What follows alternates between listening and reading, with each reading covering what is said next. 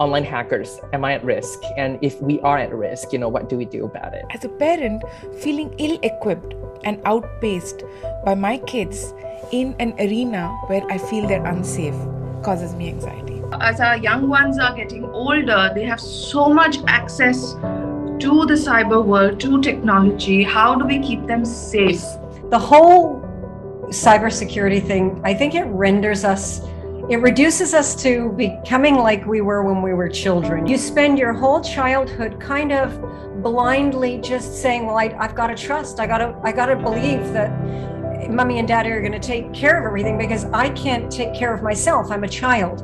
And to me, with cybersecurity, it's the same thing. When we are doing event, we do have a lot of online purchase. I'm very aware about these things happen. As a user, I think one of the biggest concerns we have is transparency. We are agreeing to a lot of risk, perhaps, and sharing our information and not fully understanding how it's being used. I've worked in the financial services industry for over 15 years, and we see a lot of attempts by people to try and fudge money. Stuff like fraudulent transactions, account takeovers. And I think that really opened my eyes into sort of like what is cybercrime, or like what kind of crime happens on these kind of tech platforms. Cybersecurity is like serves as our immune system. So a lot of people doesn't take that seriously. It's just like a lot of people doesn't take their health seriously. It might affect us not in a biological way, but in other different ways. Am I too late? Like not even have the awareness that this is really something that is constantly happening around me, that I'm not learning more things to protect myself, Are we ready for that kind of safetyness? Whether we are ready for the kind of security, whether we are ready for another government in the cyberspace for us, or we want to stay freely, across the space, but having the risk, right? Maybe cybersecurity, cyber hacking, and it's a little bit like drugs was in the 1960s, right? There has to be kind of like, it has to happen in their arena to their people before that young generation in 10 years become the people who take it seriously and teach the world and make us take it seriously.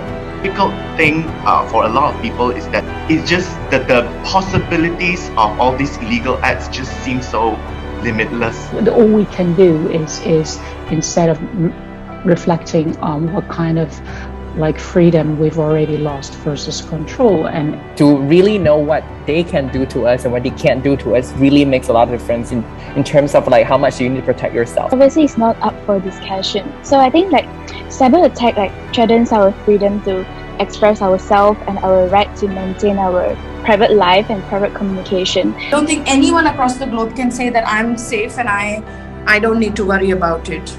It is this space where we constantly need to update and learn more. How do we balance ourselves with the convenience with the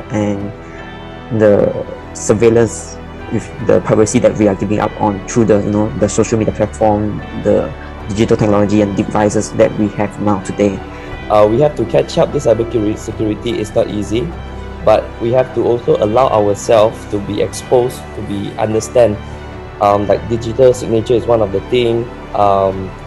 We have to, the privacy of our own information, we have to allow it so that we can get the conveniences as well. There are multiple stakeholders, and it's quite a complex scenario. It's not a single nicely summarized in one sentence and put a bow on it problem at all. Are we ready to give up all the convenience for the safety, right? The anonymity is the freedom, and then when you give it up and you get the safety, you're not anonymous anymore. Our awareness about digital signatures and digital certificates needs to be improved a little bit. Keeping your eye out on the things that are happening. You don't really need to know in terms of the details and whatnot, but just so that you are informed and you can make good decisions based on that.